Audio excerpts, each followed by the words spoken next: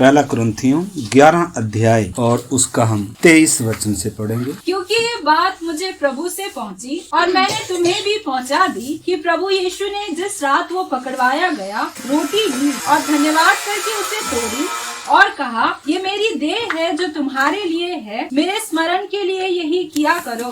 आगे पढ़िए। इसी रीति से उसने बियारी के पीछे कटोरा भी लिया और कहा, ये कटोरा मेरे लहू में नई वाचा है, जब कभी पियो तो मेरे स्मरण के लिए यही किया करो। क्योंकि जब कभी तुम ये रोटी खाते और इस कटोरे में से पीते हो तो प्रभु की मृत्यु को जब तक वो न आए प्रचार करते हो। इसलिए जो कोई अनुचित रीति से प्रभु की रोटी खाए या उसके कटोरे में से पिए, वो प्रभु की देह और लहू का अपराधी ठहरेगा। इसलिए मनुष्य अपने आप को जांच ले और इसी रीति से इस रोटी में से खाए और इस कटोरे में से पिए। क्योंकि जो खाते पीते समय प्रभु की देह को न पहचाने, वो इस खाने और पीने से अपने ऊपर दंड लाता है। इसी कारण तुम में बहुत से निर्बल और रोगी हैं और बहुत से सो भी गए। यदि हम अपने आप को जांचते तो दंड न पाते, परंतु प्रभु हमें दंड देकर हमारी ताड़ना करता है, इसलिए कि हम संसार के साथ दोषी न ठहरे। आमीन। प्यारे प्रभु जी,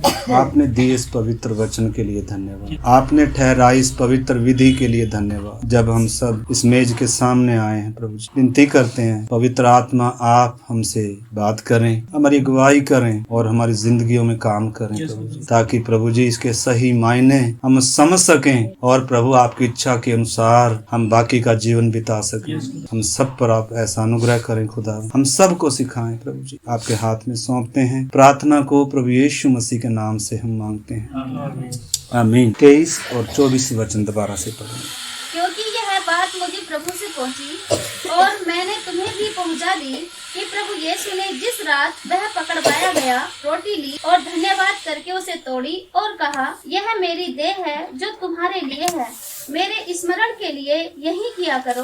आमीन। परमेश्वर का दास पौलुस कलीसिया को, कुरिन्थियों की कलीसिया को, न केवल कुरिन्थियों की कलीसिया को बल्कि आज तक की या जब तक भी प्रभु धरती पर कलीसिया के लिए नहीं आता तब तक की कलीसिया सब के लिए है। प्रभु भोज की ये जो मेज जिसके सामने हम आए हैं, यहाँ दाखों का रस रखा है और रोटी है, ये क्या चीज को दर्शाती है हमने समझ। क्यों इस बात पर जोर दे रहा हूँ, देखो आपने समझना, अभी पूरी दुनिया ने क्या मनाया, 25 दिसंबर यीशु का जन्मदिन कर मनाया, जो बिब्लिकल नहीं है, जो वचन के अनुसार नहीं है। प्रभु यीशु मसीह ने चेलों को जो जो बातें कही वो सब क्या करी, उसने क्रम से बताई। इसका परमेश्वर ने क्या दिया, हमें नमूना दिया है। आपको मालूम है ये मिलाप का तंबू इधर टंगा हुआ है, ये मिलाप का तंबू स्वर्ग की भी छाया है और ये मिलाप का तंबू यीशु मसीह की भी क्या है, छाया है। अगर यीशु को समझना है तो इसको समझना है। और तीसरी बात, ये मिलाप का तंबू किसकी भी छाया है, ये कलीसिया की भी छाया है। कलीसिया क्या है वास्तव में, ये जो है आप इसमें भी देख सकते हैं, ये है वास्तव में कलीसिया, सिद्ध कलीसिया। ये बीच में एक लंबा बेंडा है जिसने पूरे फट्टों को जोड़ के रखा है और इसके अलावा ये 4 और भी हैं, 1 2 3 4 और 5 हैं, यानी कि बीच में ये इनका भी काम है जो आपस में इनको क्या करके रखता है, फट्टे को जोड़ कर रखता है। मतलब ये 5 प्रकार की सेवकाई को दर्शाता है आपस में। मतलब हर फट्टा क्या है, पहले तो ये हमने सामने किक्कर की लकड़ी है। परमेश्वर ने किसको चुना, किक्कर की लकड़ी को चुना। किक्कर की लकड़ी की दुनिया में कोई क्या नहीं है, कोई कदर या और बहुत महंगी महंगी चंदन की लकड़ी, सागवान की लकड़ी और बहुत अच्छी अच्छी बहुत कीमती लकड़ियां हैं। परमेश्वर ने उनको नहीं चुना, किसको चुना, कांटों से भरे हुए पेड़ को चुना। और उस कांटों से भरे हुए पेड़ में से प्रभु ने क्या निकलवाया, एक फट्टा निकला। मतलब उसमें कितना काम हुआ, कितनी चीजें उसमें से काट कर, आपको मालूम है, मतलब जैसे कांटेदार पेड़ के पास जाएंगे तो कांटों के अलावा और कुछ नहीं लगता, उसी प्रकार प्रभु यीशु मसीह जब कलीसिया बनाने आया, जब अपना घर बनाने आया, आपको मालूम है उसको कितने कांटे नहीं बल्कि क्या लगी हैं, किल्ले लगी हैं। ये छोटी बात नहीं है। मतलब उसको कितने जख्म मिले, हाथों में, पाँव में, सीने में, पूरी पीठ क्या है, कोड़ों से। प्रभु यीशु कह रहा है कि मुझे स्मरण करना है, मेरी मौत को स्मरण करना है और मेरी मृत्यु को जब तक मैं ना आऊं क्या करना है, प्रचार भी करना है। क्या प्रचार करना है वो भी बता कर गया। इसलिए पौलुस कहता है हम तो क्रूस पर चढ़ाए मसीह का क्या करते हैं, प्रचार करते हैं, जो यहूदियों के लिए ठोकर और अन्य जातियों के लिए क्या है, मूर्खता है। तो इस करके हमने समझना मेरे प्यारे भाई बहनों, जब परमेश्वर ने ये मिलाप का तंबू का नमूना परमेश्वर ने मूसा को दिया तो पूरा उसको सचेत किया कि जैसा तुम्हें क्या किया गया, दिखाया गया है, उसमें वैसा का वैसा ही क्या करना है, बनाना है। मतलब अपनी बुद्धि से क्या नहीं कर सकते। सबसे पहले ये चार दीवारी है, ये चार दीवारी उपदेश को दर्शाती है। अगर उपदेश नहीं है आज, क्योंकि दुनिया भर में क्या है, विश्वासी हैं, कलीसियाएं हैं, तो आपने समझना परमेश्वर ने जो कहा था सबसे पहली जो चार दीवारी है वो क्या दर्शाती है, मतलब इसमें कोई घुस नहीं सकता, दरवाजे से ही आएगा।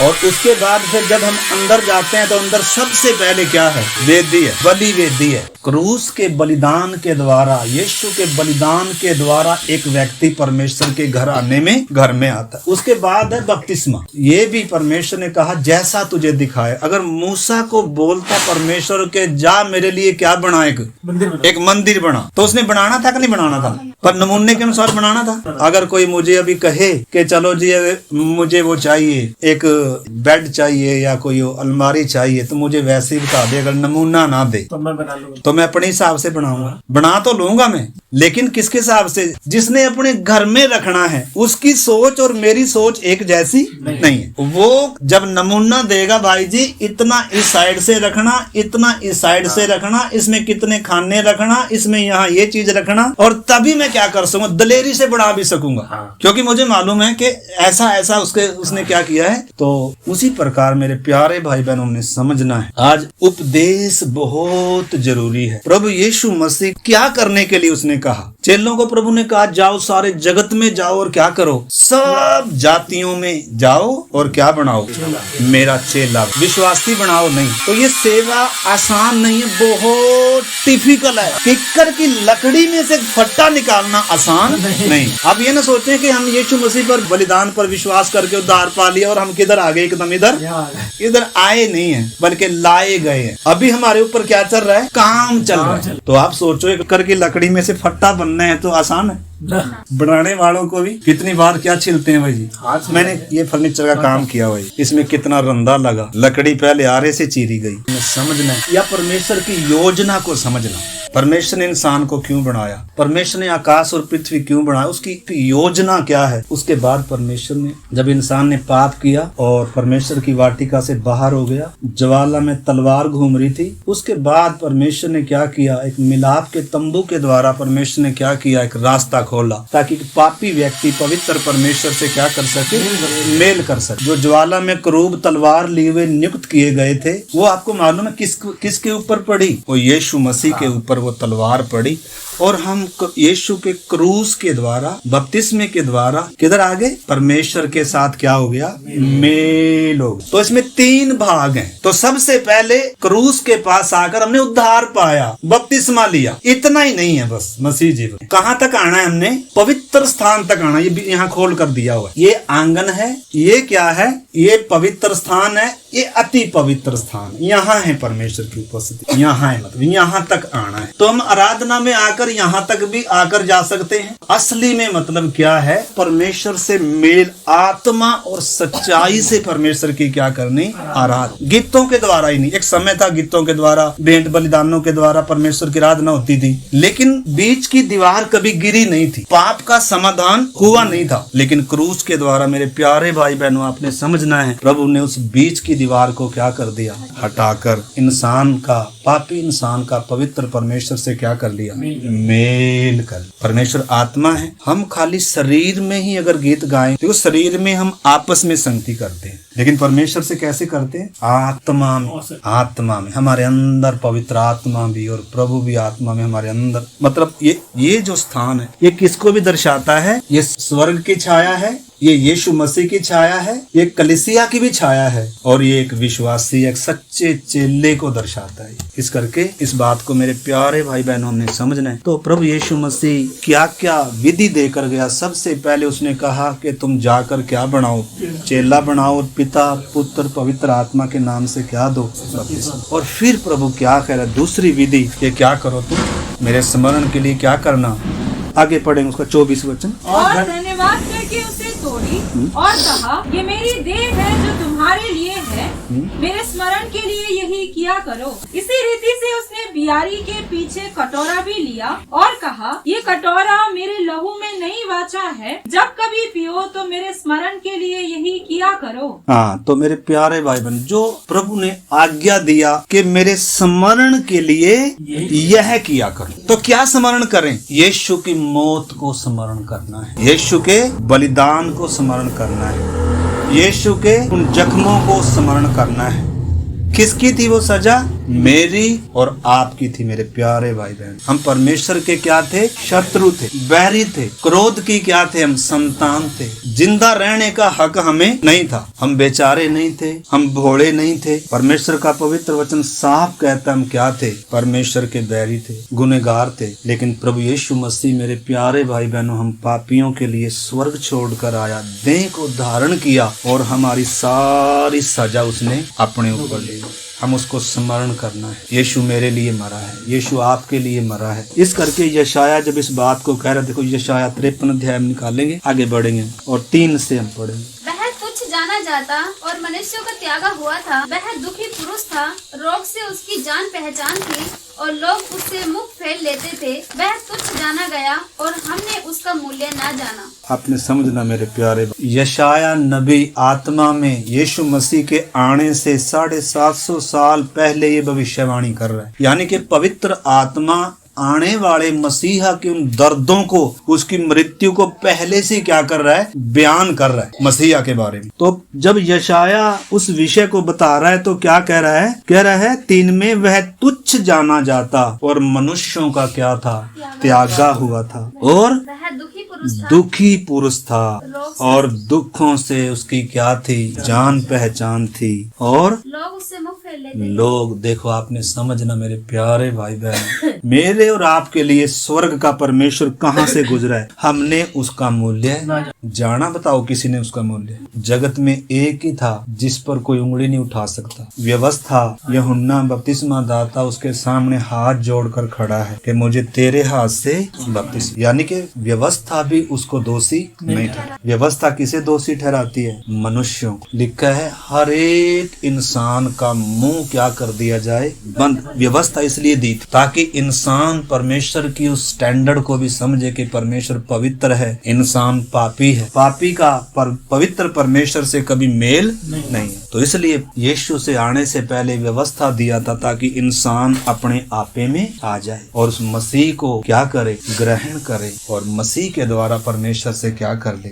मेल। तो इधर जब यशाया लिख रहा है कि हमने उसका, किसने? हमने। हम सिर्फ ये ना कहें कि यहूदियों ने या इजरायलियों ने, हम सब ने, मैं और आप भी थे उसमें शामिल। इसलिए पौलुस कहता है ये बात सच है और हर प्रकार से मानने के योग्य है कि प्रभु यीशु मसीह पापियों का उद्धार करने के लिए जगत में आया, जिनमें सबसे बड़ा मैं।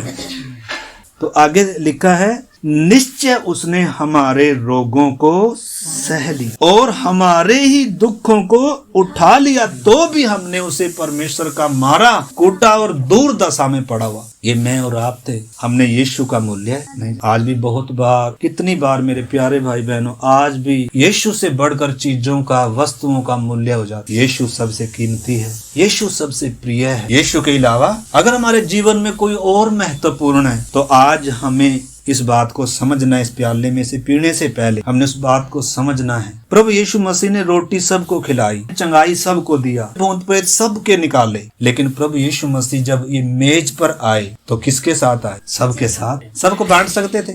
बांट सकते थे ना? नहीं बांट। ये वाचा है, मतलब ये उसके साथ है जिसने यीशु के लिए जीने और मरने की क्या खाई है? वाचा है। वाचा मतलब एक साइड की नहीं होती, वाचा दोनों साइड। जैसे पति और पत्नी, पहले मंगनी होती है और उसके बाद क्या होती है? शादी होती है। मतलब वाचा बांधी जाती है, वायदे किए जाते हैं। और तभी क्या होता है, मेल होता है। उसी प्रकार जब एक पापी व्यक्ति को प्रभु उसके अपने आपे में लाता है और उसको अपने पापी होने का एहसास हुआ और उसने यीशु को अपना प्रभु माना, और वो जब डूब कर पानी में क्या लेता है, बपतिस्मा। वो क्या है, एक विश्वासी की, विश्वास करने वाले की प्रभु से क्या है, एक वाचा है। उस समय उसके जीवन में माँ से बढ़कर, पति से बढ़कर, बच्चों से बढ़कर, दुनिया से बढ़कर, अपने आप से बढ़कर भी किसे प्यार आया, प्रभु को प्यार। जब एक व्यक्ति बपतिस्मा लेता है तो किस हालत में लेता है? जब आपने बपतिस्मा लिया तो कैसे लिया? उस समय कुछ दुनिया की चीजें क्या नहीं आती, दुनिया की चीज नहीं अच्छी लगती,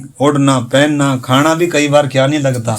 ऐसा मतलब प्रभु नया जीवन देता है, नई सृष्टि बनाता है, सब धोकर क्या करता है, शुद्ध और पवित्र करता है। लेकिन हम संसार में जब रहते हैं, शरीर में जब हम रहते हैं, परिवार में जब हम रहते हैं, तो हमारे सामने बहुत सारी परीक्षाएं हैं चारों तरफ। शैतान परखने के लिए वाटिका में आया कि नहीं आया? संबंध को क्या कर दिया, तोड़ दी, कलंकित। उसलिए पौलुस कह रहा है मेरा डर वही है कि जैसे सांप ने बड़ी चतुराई से क्या कर लिया। इस करके मेरे प्यारे भाई बहनों, आपने और मैंने समझना है, जब हम इस मेज पर आए हैं तो इसका अर्थ समझना है। हमने अपने जीवनों को जांचना है। मेरे जीवन में सबसे जो महत्वपूर्ण है विषय, सबसे जो मेरे अगर कोई क्लोज है वो कौन है? अगर प्रभु नहीं है तो कौन है? नौकरी हो सकती है, कोई संबंध हो सकता है, अपना आपा हो सकता है, संसार की कोई वस्तु हो सकती है। आज अगर हमारे जीवन में प्रभु से बढ़कर किसी ने स्थान लिया है तो हमने उसको क्या करना होगा, हटाना होगा। उसकी मृत्यु को याद करने का मतलब आधे अधूरे मन से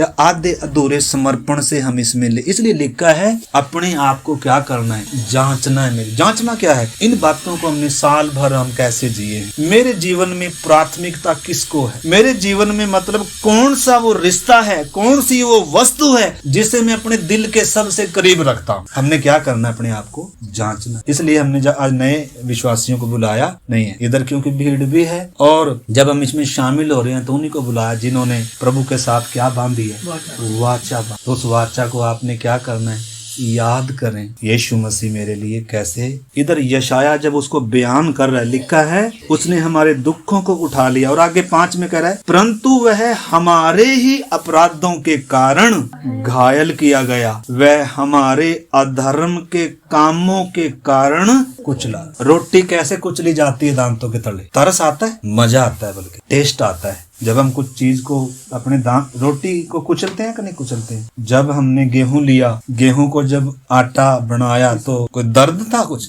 या जब हमने आटा लिया तो आटे को जब हमने गूंथा दर्द था कोई? या जब हमने रोटी को, आटे को बेला उस पे और फिर आग पे क्या किया, उसको पकाया, सेका, उसको दर्द था कोई? मतलब हम ये सोच रहे थे इसको दर्द हो रहा है, हम तो क्या कर रहे थे, बल्कि खाने के मतलब इंसान को थोड़ा सा भी होश नहीं था कि इंसान कर क्या रहा है। लेकिन जब एक व्यक्ति की आंख खुली, समझ खुली, अपने आपे में आया, पवित्र आत्मा ने जब उसके जीवन में काम किया, तब उसको एहसास हुआ प्रभु यीशु मसीह की कीमत का, अपने पापों की गंभीरता का, और तब उसने टूटे मन से प्रभु के सामने अपने पापों को मानकर माफी पाई और प्रभु से क्या बांधी है, वाचा बांधी। मेरे प्यारे भाई बहनों, इस चीज को हमने अच्छे से समझना है। लिखा है हमारे अधर्म के कामों के कारण वह कुचला गया, हमारी ही शांति के लिए उस पर ताड़ना पड़ी कि उसके कोड़े खाने से हम लोग चंगे। एक एक अपराध की, एक एक पाप की, एक एक गुनाह की, बीमारी की यीशु ने हमारे लिए क्या उठाई है, सजा उठाई। इसलिए यीशु के नाम में बीमार ठीक होते हैं, इसलिए यीशु के नाम में दुष्ट आत्मा निकलती है, इसलिए यीशु के नाम में मुक्ति और जीवन है। मेरे प्यारे भाई बहनों, तो हम सब जब इस मेज, हम सब ने इस चीज को स्मरण करना है और अपने उसी समर्पण में आना है। आज अगर हम समर्पण से हटे हैं, अगर प्रभु से बढ़कर हमारे जीवन में किसी और को स्थान आया है, एक कलीसिया को प्रभु ने कहा तूने अपना पहला सा प्रेम क्या कर दिया, पहला सा प्रेम। मजबूरी का संबंध नहीं है, बल्कि ये प्रेम का संबंध है। मेरे प्यारे भाई बहनों, एक विश्वासी सब कुछ को कुर्बान कर सकता है, अपने जान भी दे सकता है, अगर उसका प्रभु के साथ क्या है, प्रेम। ऐसा संबंध है, ये ऐसा रिश्ता है। जो मेरे लिए मरा, जो मेरे लिए जिया, मैं उसके लिए क्या करूंगा, उसके लिए जीऊंगा। मैं कंपनी वाले के लिए नहीं, मैं समाज के लिए। हाँ, हम संसार में जब रहते हैं, हमारा सबको लाभ मिलना है, सब तक रोशनी पहुंचना है, सबके साथ भलाई का क्या होना है, काम होना है। लेकिन जीना किसके लिए है, जीना यीशु के लिए। अगर हम उस समर्पण में से हटे हैं तो आज हम उस समर्पण में वापिस आना है और उसकी मृत्यु को आइए हम याद करें। आगे क्या लिखा है 6 वचन में, तो सबके सब भेड़ों के समान भटक गए थे, हम में से हर एक ने अपना अपना मार्ग लिया और यहोवा ने हम सबों के अधर्म का बोझ उसी पर लाद दिया। भटके कौन थे, हम सब भटके। कई बार प्रभु के घर में आने के बाद भी हम भटक जाते हैं, लेकिन हम सब क्या थे, जब भटके हुए थे मेरे प्यारे भाई। कौन आया तो प्रभु हमारे से कोई स्तुति गवाने, डटे गवा। देखो ना, दुनिया के कितने हैं, बस उनका क्या ही कर दो आप, उनका मतलब उपासना करो, आराधना करो, बलिदान चढ़ाओ, उतने से क्या हो जाते हैं, प्रसन्न हो जाते हैं। लेकिन प्रभु क्या चाहता है हमारे से, एक रिश्ता चाहता है, और वो रिश्ता भी क्लोज रिश्ता, प्रेम का रिश्ता चाहता है प्रभु हमारे साथ। तो इस करके मेरे प्यारे भाई बहनों, हम उसी वचन में आएंगे। लिखा है, यहोवा ने हम सबों के अधर्म का बोझ उसी पर लाद। जब वो शरीर, पीठ पूरा कोड़ों से क्या था,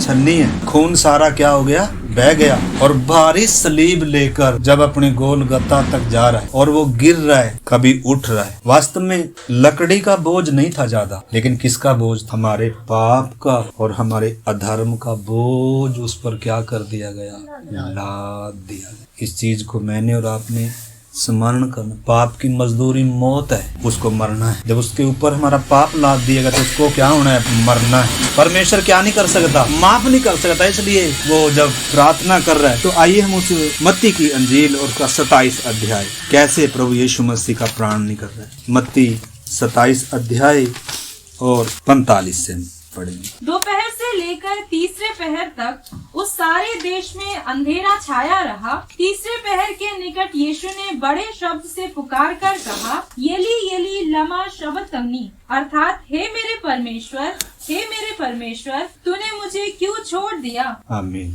थोड़ा सा याद करें मेरे प्यारे भाई, दोपहर से लेकर तीसरे पहर तक उस सारे देश में क्या छाया रहा, अंधेरा। मतलब एक नंगा, निर्दोष, पवित्र, जिसने कोई पाप नहीं किया, क्रूस पर जब लटका हुआ है, तो सूरज भी क्या हो गया, छिप गया। अंधेरा है। वास्तव में इस अंधेरे भरे उसमें आपको मालूम है परमेश्वर का क्या गिर रहा है, न्याय गिर रहा है। परमेश्वर की व्यवस्था क्या कहती है कि पापी ने क्या होना है, मरना है। यीशु पापी नहीं था, परंतु यीशु मसीह के ऊपर जब मेरे और आपके सारे जगत के पाप, श्राप, अधर्म लादे गए, तो आपको मालूम है सूरज छिप गया, अंधेरा है। इजराइल में हम देखते हैं, इजराइल का जब मिस्र से छुटकारा हुआ था, तो उस रात, छुटकारे की रात जिस दिन थी, सारे मिस्र देश में क्या छाया हुआ था, अंधेरा छाया हुआ था। और मौत का दूत हर एक घर में आ रहा था। सब के घर में मातम था, लेकिन इजराइलियों के घर में, जिनके घर में उस मेमने का लहू लगा हुआ था, और मौत का दूत उधर से क्या हो गया, उधर से हट गया। नाश करने वाला क्या हो गया। किसके कारण हट गया, इनकी भक्ति के कारण नहीं, इनकी प्रार्थना के कारण नहीं, ये अब्राहम की संतान है इसके कारण नहीं, इनसे परमेश्वर ने वादा किया है इसके कारण नहीं, बल्कि किसके कारण, उस लहू के, तो उस यीशु के कारण, उस लहू के कारण मुझे और आपको परमेश्वर के न्याय से हम क्या हो गए, दंड से और सजा से क्या हो गए, हम बच। तो क्या दशा थी, हाथों पाँव में क्या ठुके हुए हैं, कील ठुके, पीठ क्या है, कोड़ों से छन्नी है, मुंह पर क्या है, थूका हुआ है, और सब उसको क्या कर रहे हैं, उसका ठट्ठा उड़ा रहे हैं। उसका मतलब मूल्य जाना नहीं। और आगे लिखा है, जब वो पुकार रहा था, हे परमेश्वर तूने मुझे क्यों छोड़ दिया। और जो वहाँ खड़े हुए थे उनमें से कितनों ने कहा, वह तो एलिया को पुकारता है। उनमें से तुरंत एक दौड़ा और स्पंज लेकर सिरके में डुबोया और सरकंडे पर रखकर उसे चुसाया। औरों ने कहा, रह जाओ, देखो एलिया उसे बचाने आता है कि नहीं।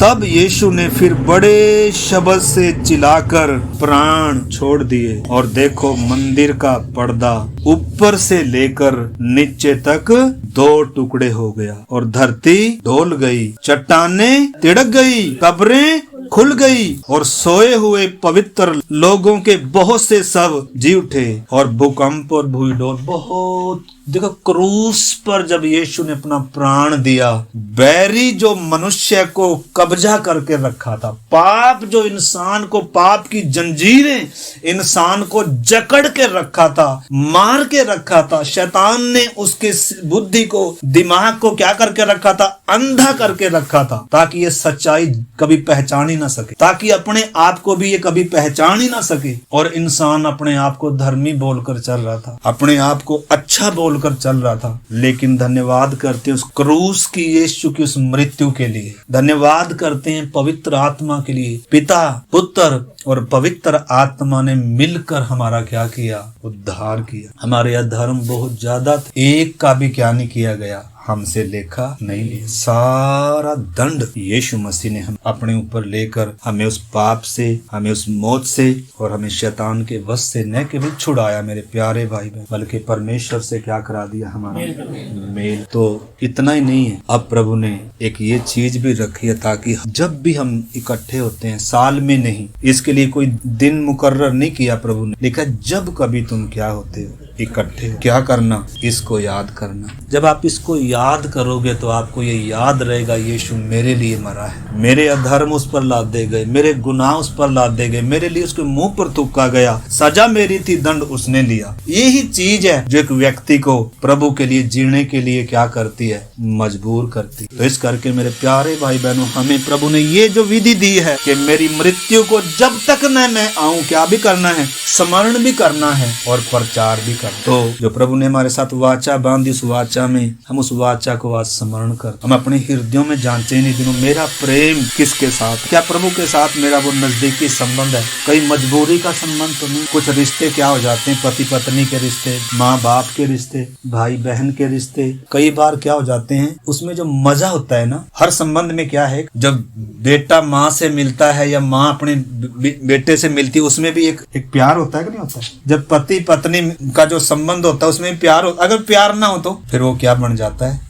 एक मजबूरी बन। तो प्रभु चाहता है इस पवित्र रिश्ते में क्या रहे? प्रेम रहे। और अगर प्रेम रहना है तो मेरे प्यारे भाई बहनों, उसकी मृत्यु का हमने बार बार क्या करना है? याद। मेरे इन्हीं अपराधों, पापों के लिए जब यीशु क्रूस पर मरा है, तो फिर मैं कैसे पाप कर सकता हूँ? फिर मैं कैसे बुराई कर सकता हूँ? फिर मैं कैसे फिर से उसी गंदगी में जा सकता? दूसरा कुरिन्थियों में पौलुस क्या कह रहा है? दूसरा कुरिन्थियों उसका 5 अध्याय 14 और 15 वचन पढ़े। क्योंकि मसीह का प्रेम हमें विवश कर देता है, इसलिए कि हम यह समझते हैं कि जब एक सबके लिए मरा तो सब मर गए, और वह इस निर्मित सबके लिए मरा कि जो जीवित है वे आगे को अपने लिए ना जिए, परंतु उसके लिए जो उसके लिए मरा और फिर जी उठा।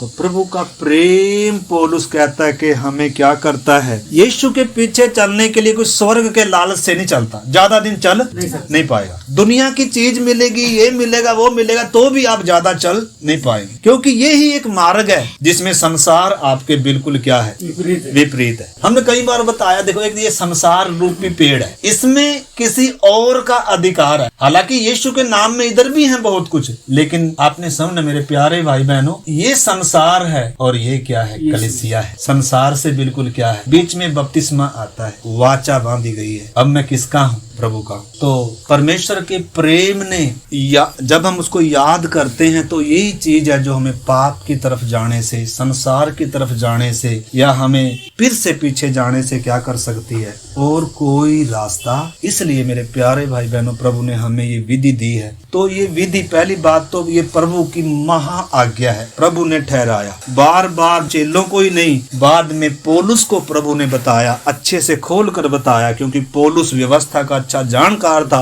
अच्छे से बताया और कलीसिया को सौंप दिया कि तुमने ऐसा करना है। पहली बात तो प्रभु की आज्ञा है। दूसरी बात ये क्या है? ये वो नई वाचा है जिसमें प्रभु ने हमें क्या कर दिया? नई वाचा में हमारे साथ, जैसे पति पत्नी के बीच में जब रिश्ता होता है तो वाचा बांधते हैं, साइन करते हैं, उधर गवाह होते हैं, और वो रिश्ता कभी क्या नहीं हो सकता, और कोई भी उसको छोड़कर दूसरे की तरफ उसको व्यभिचार समझा जाता, पाप समझा जाता है। इसलिए जब प्रभु की आपके और मेरे बीच में संसार आता है, वस्तुएं आती हैं, कोई संबंध आता है, तो वो भी किसकी तरह ही है। कोई भी चीज आई तो फिर मेरे जीवन का प्रभु कौन बन गया। प्रभु ने कहा है ना, दो स्वामियों की कोई सेवा नहीं कर, क्योंकि जब एक से वो प्रेम कर रहा है तो उसी समय दूसरे से प्रेम कर रहा है, वो दूसरे से प्रेम, दूसरे को तुच्छ समझ रहा है। इस करके आज जब हम इधर आए हैं, संसार में हम रहते हैं, हमें शरीर की वस्तुएं चाहिए, रोटी, कपड़ा, मकान, सब चीजें चाहिए मेरे प्यारे भाई बहनों। लेकिन प्रभु का वचन कहता है तुम्हारी प्राथमिकता, अन्य जातियों की प्राथमिकता क्या है? रोटी, कपड़ा और परंतु एक विश्वासी की प्राथमिकता क्या है? उसका राज्य और उसकी धार्मिकता। प्रभु का नाम कैसे ऊंचा करूं, प्रभु की खुशी के लिए मैं जीऊं, चाहे दुनिया नाराज हो जाए लेकिन किसने नहीं छूटना प्रभु की संग, उससे मैं कैसे बेवफा हो जाऊं। हमने इस बात को अच्छे से क्या करना है, तो पहली बात तो आज्ञा है प्रभु की, दूसरी बात ये नई वाचा है, और तीसरी बात क्या है, ये प्रभु के साथ भी सहभागिता है और बाकी डालियों के साथ भी क्या है, क्योंकि एक प्याला है। आज तो अलग अलग क्या आ गई, प्यालियां, उसमें क्या नहीं है, एकता। ये किस चीज को दर्शाता है? एक प्याले में से पी रहे हैं। लॉकडाउन में भी जब वायरस था उस समय भी देखो सबने, उस समय भी क्या हम प्याली ला सकते थे अलग अलग, दुनिया के तौर पर देखें तो क्या ला सकते थे अलग अलग, लेकिन जब इस प्याले में आए हम तो हमने क्या पिया, एक ही प्याले में से। ये गहरे संबंध को बताता है मेरे प्यारे भाई बहनों। न केवल तने के साथ हमारी सहभागिता है बल्कि बाकी विश्वासियों के साथ भी हमारी क्या है, सहभागिता। तो जो कोई इसमें कंटिन्यू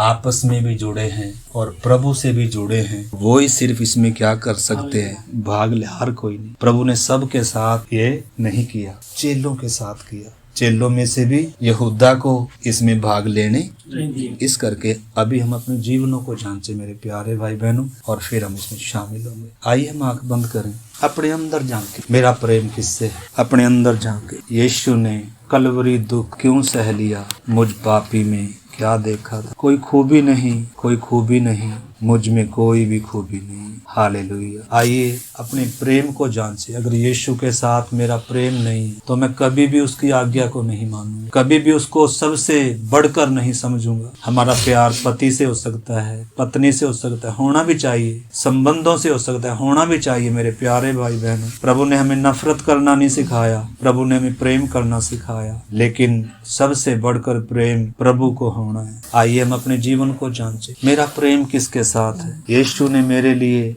अपना खून बहाया, कहीं मैं कठोर तो नहीं। अपने जीवन को जांचे। वचन कहता है जो भी इस प्याले में आए, जो भी इस मेज पर आए, जो भी इस रोटी में से तोड़े, कोई भी अनुचित रीति से इसमें भाग ना ले। अगर प्रभु से प्रेम नहीं है, प्रभु की आज्ञाओं से प्रेम नहीं है, वचन कहता है वो अनुचित रीति है। आधा अधूरा मन ना हो मेरे प्यारे भाई बहनों। हमारी देह के द्वारा परमेश्वर की महिमा होनी है, उसने हमें दाम देकर खरीदा है। हमारे जीवन के द्वारा परमेश्वर की महिमा होनी है, हमारे काम के द्वारा परमेश्वर की महिमा होनी है। पौलुस कहता है हमें अपने लिए नहीं बल्कि उसके लिए जो हमारे लिए मरा, उसके लिए जीना है। आज एक बार फिर से हम अपने उद्धार के दिन को याद करें, यीशु की उस क्रूस की मृत्यु को याद करें, और आइए टूटे हृदयों के साथ अपनी गलतियों को माने। प्रभु 2023 में मैं कितना प्रभु तेरे वचन के विपरीत रहा, कितनी बातों से प्रभु जी मैंने कितनी बार प्रभु आपके वचन से बढ़कर, आपसे बढ़कर कितनी बार वस्तुओं को, संबंधों को, खुद को जगह दी। मुझे क्षमा कर, मेरी गलतियों को क्षमा कर, मेरे पापों को क्षमा कर। प्रभु मैं सबसे बढ़कर आपको प्रेम करूं। प्रभु ये 2023 मेरा तेरे साथ एक नजदीकी संबंध बनने पाए। आइए हम सब प्रार्थना करें मेरे प्यारे भाई बहन। ये गीत गाएंगे और उसके बाद हम इस मेज में शामिल होंगे। आइए हम ये गीत, यीशु ने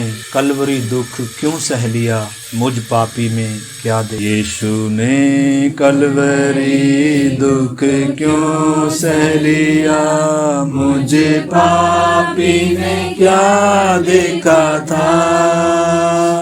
कोई खूबी नहीं, कोई खूबी नहीं, मुझ में कोई भी खूबी नहीं। कोई खूबी नहीं, कोई खूबी नहीं, मुझ में कोई भी खूबी नहीं। प्रेमियों ने तो छोड़ दिया था, मेरा था तेरे ही सिवा। प्रेमियों ने तो छोड़ दिया था, कोई ना मेरा था तेरे ही सिवा। यीशु ने कलवरी दुख क्यों सह लिया, मुझे पापी में क्या देखा था। कोई को भी नहीं, कोई को भी नहीं, मुझ में कोई भी खूबी नहीं। कोई को भी नहीं, कोई को भी नहीं, मुझ में कोई भी खूबी नहीं। पाप में मर के जी उदास हुआ, जीना भी मेरा था मौत की तरह। पाप में मर के जी उदास हुआ, जीना भी मेरा था मौत की तरह। यीशु ने कलवरी दुख क्यों सह लिया, मुझे पापी में क्या देखा। समर्पण करें, घुटनों पे बुलाकर समर्पण करें। भी नहीं अपनी गलतियों को मानने। ओ हालेलुया। भी भी नहीं, कोई को भी नहीं, कोई को भी नहीं, मुझ में कोई भी खूबी नहीं। पाँव से ना मैं तेरी राह चला, हाथ से ना मैंने तेरी सेवा की। पाँव से ना मैं तेरी राह चला, हाथ से ना मैंने तेरी सेवा की। यीशु ने कलवरी दुख क्यों सह लिया, मुझे पापी में क्या देखा था। कोई को भी नहीं, कोई को भी नहीं, मुझ में कोई भी को भी नहीं। कोई को भी नहीं, कोई को भी नहीं, मुझ में कोई भी को भी नहीं। नैन से मैंने पाप किया था, जीभ से ना मैंने तेरी महिमा की। नैन से मैंने पाप किया था, जीभ से ना मैंने तेरी महिमा की। यीशु ने हालेलुया क्यों सह लिया, मुझे पापी में क्या देखा था। कोई को भी नहीं, कोई को भी नहीं, मुझ में कोई भी को भी नहीं। कोई को भी नहीं, कोई को भी नहीं, मुझ में कोई भी को भी नहीं। प्रेम की संगति क्या मैं तुझे दूं, सोच सोच मैं उसके पाँव पर गिरूं। प्रेम की संगति क्या मैं तुझे दूं, सोच सोच मैं उसके पाँव पर गिरूं। यीशु ने कलवरी दुख क्यों सह लिया, मुझे पापी में क्या देखा था। कोई को भी नहीं, कोई को भी नहीं, मुझ में कोई भी नहीं। कोई को भी कोई खूबी नहीं, हालेलुया मुझ में कोई भी खूबी नहीं। हालेलुया। हम सब जो इसमें भाग लेंगे अपने आप को जांचें और आगे आकर घुटनों के बल बैठ सकते हैं। एक साइड में भाई लोग बैठेंगे, एक साइड में बहन लोग बैठेंगे। हम सब प्रार्थना के साथ टूटे हृदयों के साथ, हमारे सामने रोटी रखी हुई है, हमारे सामने दाख का रस रखा हुआ है। दाख का रस जब निकाला जाता है तो उसको कुचला जाता है। यीशु मसीह जैसे कुचला गया, मिठास निकली उसके जीवन में से, उसने माफ किया। जैसे यीशु ने माफ किया, ये मेरे प्यारे उन्हीं भावों को हम भी रखते हैं। जैसे यीशु ने रोटी ली, वो तोड़ा गया, आइए मैं और आप भी समर्पण करें, प्रभु हमें भी तोड़े सचमुच में और हम भी दूसरों के लिए आशीष का काम। जैसे अंगूर कुचले गए और रस निकला, ऐसे यीशु कुचला गया और हमारा उद्धार हुआ। आइए उस समर्पण के साथ, प्रभु मैं अगर कोई गलती किया तो माफी मांगे, शुद्ध हो जाएं। और आइए टूटे मन के साथ ये गीत फिर से गाते हुए मैं ये तोड़ूंगा रोटी मिलकर हम धन्यवाद के साथ और हम इसमें शामिल होंगे।